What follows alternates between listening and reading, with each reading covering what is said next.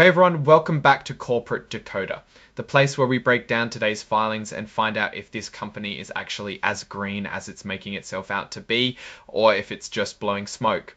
Today we're diving into an amendment to a report from SAFE and Green Development Corporation. Think of this like a company filing its homework, but then realizing it forgot to include an important worksheet and has to resubmit.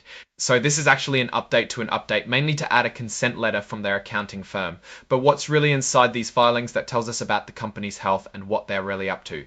This company is called SAFE and Green Development Corporation, and they're in the business of, well, developing things that are hopefully safe and green. They're listed on the NASDAQ under the ticker SGD. Now, a big part of why they're filing these amendments and showing us all this data is because they recently acquired another company, Resource Group US Holdings LLC.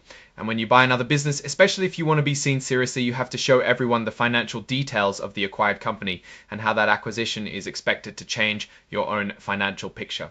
So in this filing, they are including the audited financial statements for this acquired company, Resource Group US Holdings LLC. This means we get to see how Resource Group was doing before Safe and Green bought them. We see their balance sheets for the end of 2024 and 2023 and their reports on operations, changes in members' money and cash flow for those same years. Even more importantly for us, they're showing us something called pro forma financial information. This is like a what-if scenario. They're showing us what the combined company would look like after the acquisition, as if it happened at the very beginning of 2023. This gives us a clearer picture of the combined entity's financial health right now.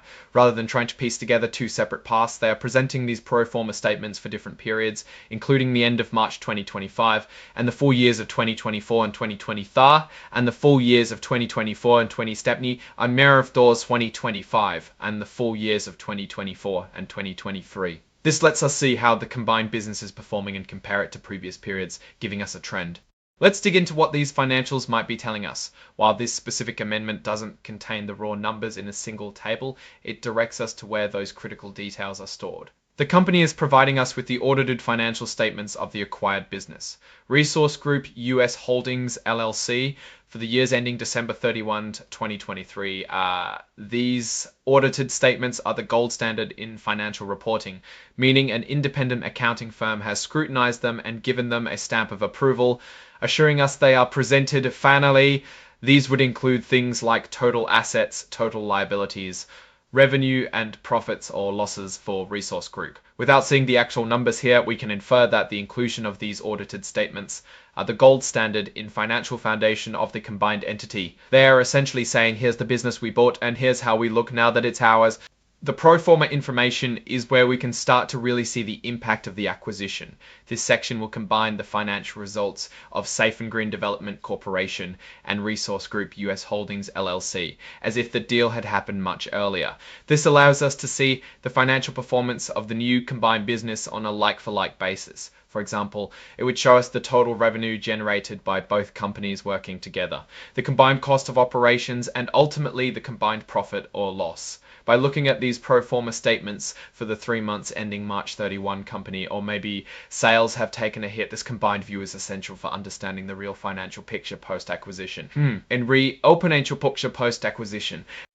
Now, about that specific exhibit they're adding with this amendment, it's the consent from their independent registered public accounting firm, M&K CPAs PLLC.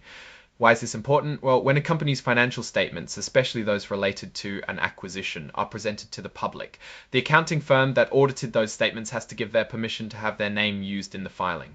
This is essentially their way of saying, yes, we stand by the auditing work we did on these financial statements. It's a regulatory requirement that adds another layer of assurance for investors. It confirms that the auditing work we did on these financial statements. It's a regulatory requirement that adds another layer of assurance for investors. It confirms that the auditors are comfortable with the financial data presented, especially the financials of the acquired entity. Looking at the other exhibits filed previously, we see that this company is also amending its bylaws. A company's bylaws are essentially its internal rulebook, outlining how it's run, how votes happen, and the powers of its directors and officers. An amendment suggests they might be changing some operational rules, maybe to better integrate the acquired company or to adapt to new strategies. There's also a certificate of designations for Series A convertible preferred stock. Preferred stock is a bit like a hybrid between debt and common stock. Convertible preferred stock can be turned into a certain number of common shares. This filing suggests they have different classes of stock, and this specific series has unique terms and conditions attached to it which could affect how the company is capitalized and how profits are distributed. Next, an amendment to the Membership Interest Purchase Agreement. This is directly related to the acquisition we talked about. It signifies that the terms of the deal, the agreement to buy the company, have been changed or adjusted in some way. This could be anything from the price to the conditions under which the sale is finalized. And a form of promissory note. This is a standard document that essentially says, I promise to pay. It's often used when money is borrowed, outlining the amount, interest rate, and repayment schedule. Following that, a note issued to James Burnham. This tells us that someone named James Burnham has provided financing or some form of value to the company or the acquired entity, and this note is the company's promise to repay him. They've also included a press release from June of 2025. Companies use press releases to announce important news to the public. This would likely contain their side of the story regarding the acquisition or other significant company developments. This mentions a pro forma balance sheet. A balance sheet shows a company's assets, liabilities, and equity at a specific point in time. A pro forma balance sheet, as we discussed, shows what the balance sheet would look like after a significant event, like an acquisition as if it had already happened. This gives a snapshot of the combined company's financial position. And finally, they're also including unaudited financial statements for Resource Group US Holdings LLC for the first 3 months of 2025 and 2024. These are important because they give us a more recent quarterly view of the acquired company's performance just before or around the time of the acquisition. Comparing these two periods can highlight any recent positive or negative trends. Now, looking at these pieces together, Safe and Green Development Corporation is clearly in a phase of significant change with the acquired company, and the pro forma combined statements are critical for understanding the true financial impact. The amendments to their bylaws and purchase agreements suggest a company actively managing its corporate structure and deals. My take on this is that Safe and Green is trying very hard to present a clear and consolidated financial picture following a major acquisition.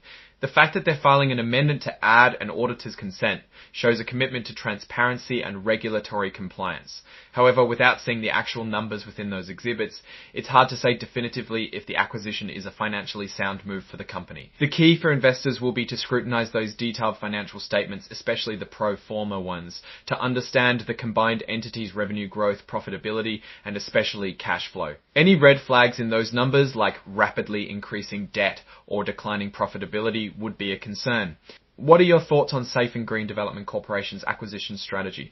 Do you think adding Resource Group US Holdings LLC will be a boost or a burden? Let me know in the comments below if you found this breakdown helpful. Please give this video a thumbs up and subscribe for more corporate insights, and don't forget to join our Discord community. The link is in the description. Thanks for watching, and we'll see you in the next decode.